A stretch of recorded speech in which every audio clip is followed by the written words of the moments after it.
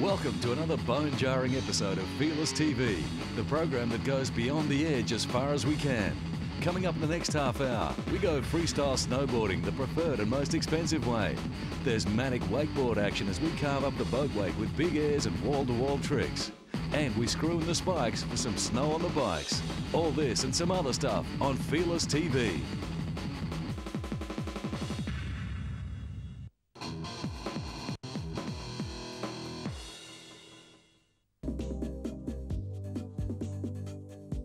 Once you've spent a couple of years on a board and managed to get a few good seasons of heavy falls under your belt, you might reach a stage where even the double black diamonds somehow don't look as challenging as last season.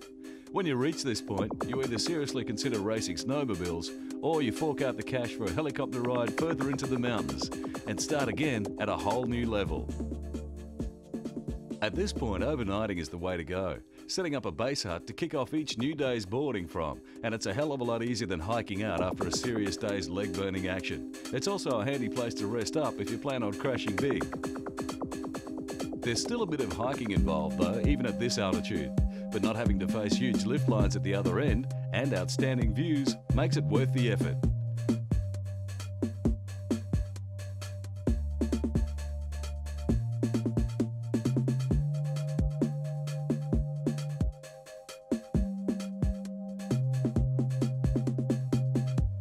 Up here, a considerable level of skill is required, and apart from being able to extract yourself from difficult situations on the board, you also need to be able to read the terrain with a high degree of accuracy, as conditions and snowfall depth and stability vary rapidly.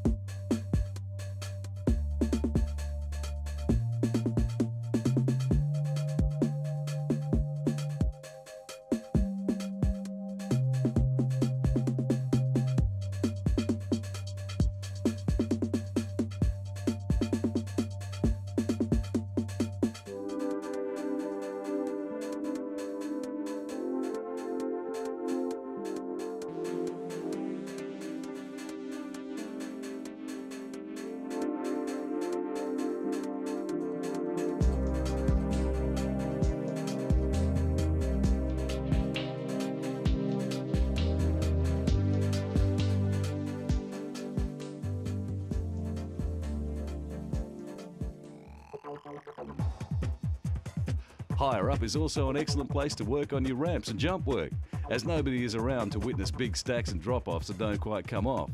Just like there's no one to get you down if you break something.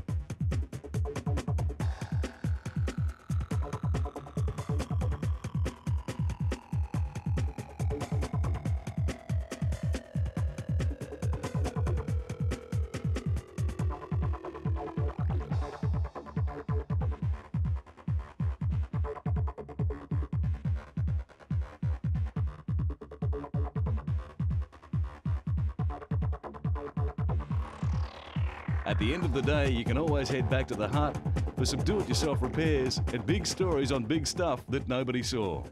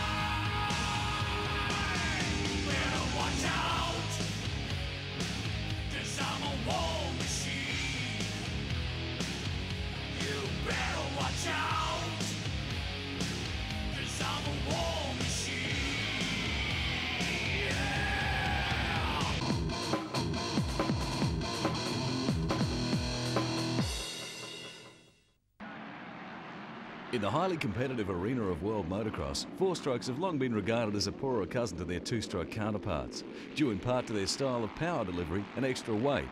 While the bigger European manufactured four-strokes such as Husqvarna, KTM and Husaberg have gained formidable reputations amongst enduro riders, lighter Japanese two-strokes with their explosive power are still the preferred weapon for now, for most motocross contenders. In recent years, though, it seems the tables are turning, with the introduction of events such as the Thumper Nationals and a Pro Series class for 400 to 600cc designed specifically for four strokes. Events like this have begun to attract a wide range of competitors, from factory teams to privateers alike, all keen to boost the image of four-stroke motocross and enhance their skills. Unlike traditional motocross tracks with their tight corners and spectator-inspired obstacles like whoops, stutter bumps and spectacular jumps, the Thumpernats courses are more a combination of motocross track and enduro stage, with a number of long uphill straights designed to test the torque of the big four-strokes.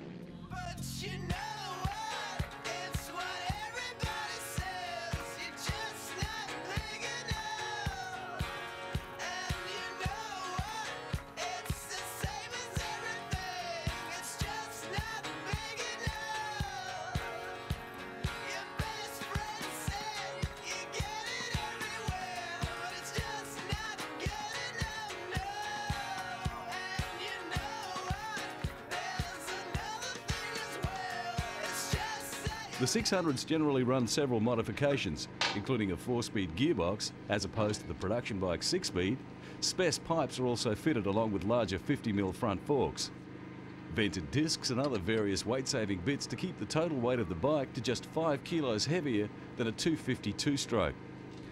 With additional rounds being added to the Thumpernat series each year, it looks like four-stroke motocross is well and truly back in business.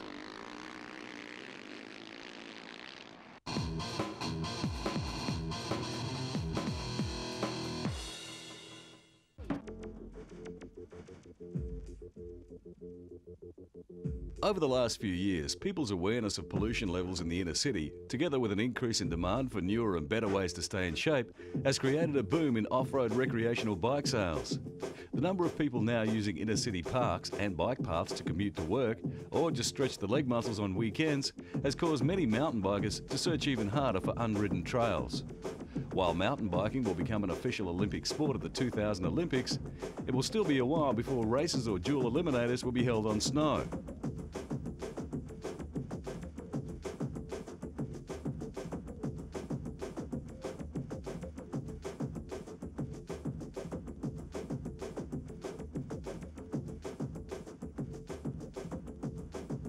Snow mountain biking came about as a result of a few extreme athletes' desire to ride year-round.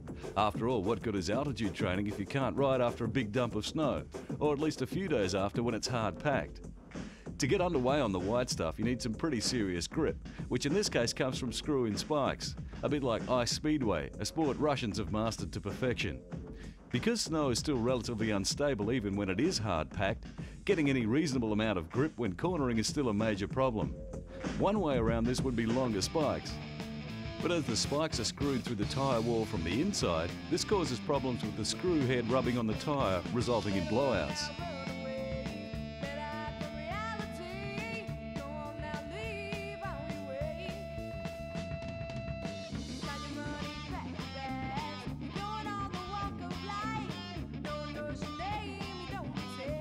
Clip-in pedals are also not a good idea on snow, as a quick get-off is sometimes the only option and the safest.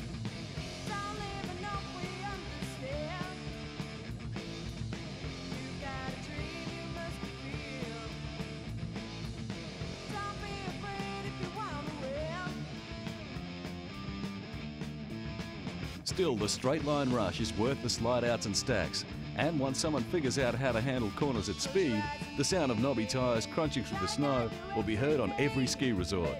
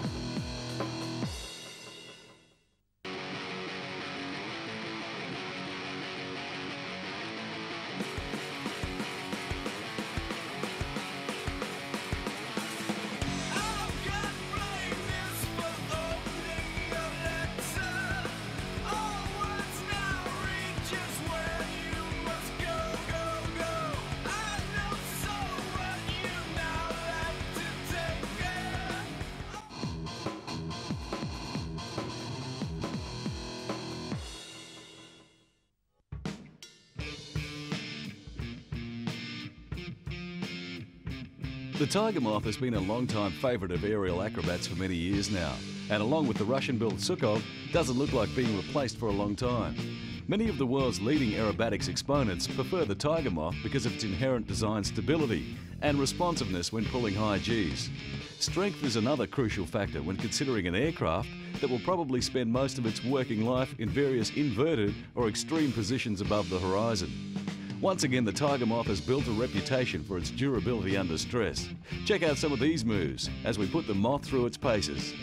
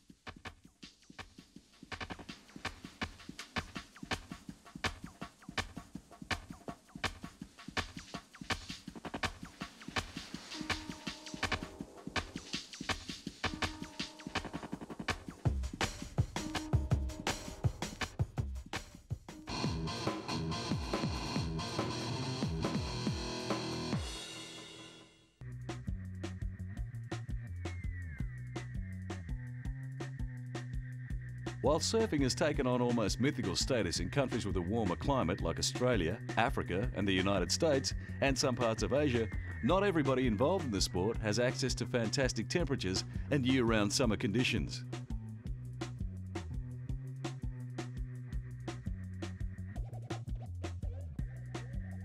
As most experienced surfers know, the best waves don't necessarily roll in at the warmest time of year.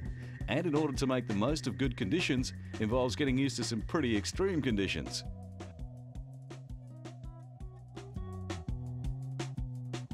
Storm conditions or an approaching cyclone generally create larger or choppier swell. Sometimes the waves are too fat to surf, that is, the breaking edge is too thick, but every now and then a nice offshore breeze builds nice tubes.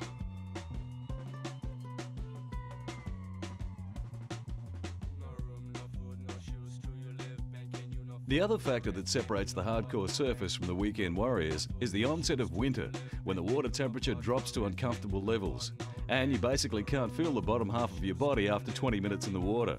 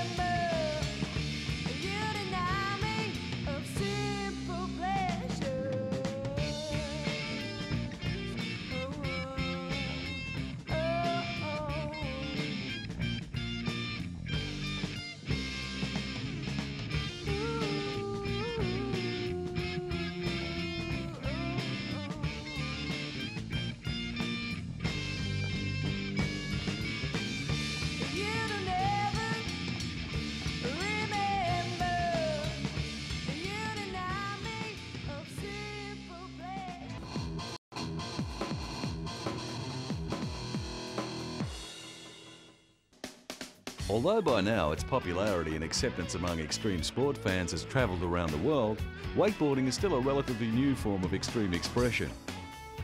With a heritage that draws its influences and moves from water skiing, windsurfing, skateboarding and snowboarding, wakeboarding is at the forefront of reshaping our ideas on boat-towed sports. Originally developed by surfers looking for a way to develop their skills when the ocean wasn't cooperative with rideable waves or conditions were flat, surfers would be pulled behind a boat on their boards or even by a truck driven on the shore. This method was not easy to master, as the surfboard was not shaped or designed for this purpose, and only strong surfers would manage to get in a few turns on a day that otherwise would be spent watching Big Wednesday. In 1985, San Diego surfer Tony Finn came up with the idea of combined water ski surfboard and called it a Scurfer. The Scurfer had the advantage of being narrower than a surfboard and enabled riders to do snowboard-like turns and generally had better manoeuvrability. With the addition of improved foot straps and further refinement in 1990 by water ski pioneer Hugh O'Brien, who sought the input of many top surfers, the design of the Hyperlite was born, incorporating many buoyancy features of a surfboard with thin profile rails. This further increased the interest in what had become known as wakeboarding, and with one more addition of phases to the bottom of the board to give a loose feel, the rest is history. Big Air resulted, along with an astounding range of tricks incorporating elements of snowboarding and skateboarding, and it's not hard to see why those with backgrounds in these sports are attracted to wakeboarding.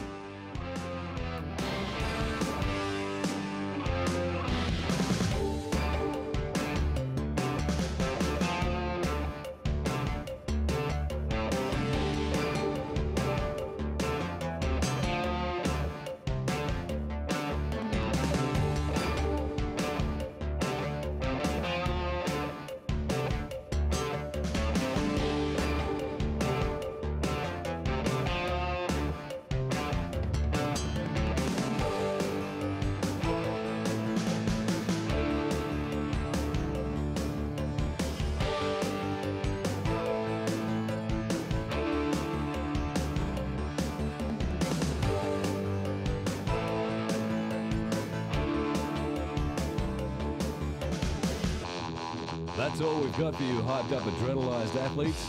Want another dose of the same? Better tune in next week, dudes and dudettes.